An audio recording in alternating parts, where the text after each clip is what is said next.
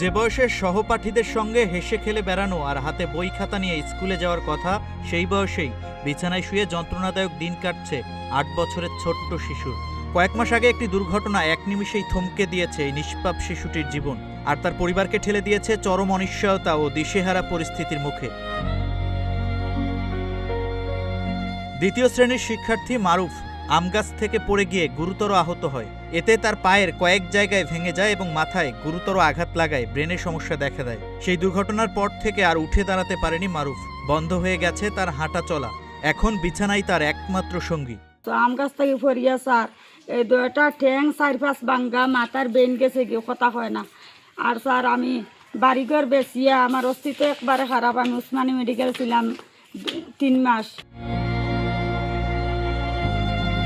গত ৩ মাস ধরে সিলেটের বিভিন্ন হাসপাতালে চলছে মারুফের চিকিৎসা। ইতোমধ্যে তার চিকিৎসা ও ওষুধপত্রের পেছনে খরচ হয়ে গেছে প্রায় ৩ লাখ টাকা।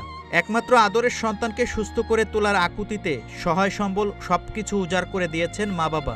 চিকিৎসার খরচ মেটাতে গিয়ে শেষ সম্বল ভিটেমাটিটুকুও বিক্রি করে দিতে হয়েছে তাদের। নিজেদের মাথা গোজার ঠাঁই হারিয়ে পরিবারটি এখন আশ্রয় নিয়েছে অন্যের বাসায়। এরা খুব অসহায়।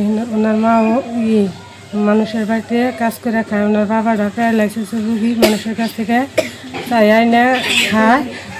আর ওনাদের যা জায়গা ভিটা ছিল, বাড়ি ভিটা সব বিক্রি করে ওনার চিকিৎসা করছে। পরিবারের ওপর নেমে আসা এই বিপদের কালো ছায়া এখানেই শেষ নয়। মারুফের বাবা শাহেদ মিয়া নিজেও প্যারালাইসিসে আক্রান্ত হয়ে কর্মক্ষমতা হারিয়েছেন। সংসারের একমাত্র উপার্জনক্ষম ব্যক্তি এখন মারুফের মা। অন্যের বাসাবাড়িতে কাজ করে যে সামান্য টাকা আয় হয় তা দিয়ে সংসার চালানোই যেখানে দুঃসাধ্য, সেখানে পঙ্গু স্বামী আর গুরুতর অসুস্থ সন্তানের চিকিৎসার খরচ চালানো একেবারেই অসম্ভব হয়ে পড়েছে। বাড়ি ভিটা বিক্রি করছে, এখন আরও টাকার প্রয়োজন।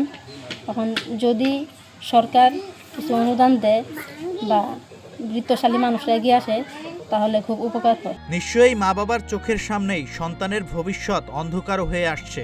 এখন মারুফকে সুস্থ করে তুলতে সমাজের বিত্তবান ও সহৃদয়বান ব্যক্তিদের সহযোগিতাই একমাত্র ভরসা। একটু সহায়তাই পারে ছোট্ট মারুফের মুখে আবারও হাসি ফিরিয়ে দিতে। সাইদুল ইসলামের তথ্যচিত্রে Shahin Alam, Green TV digital.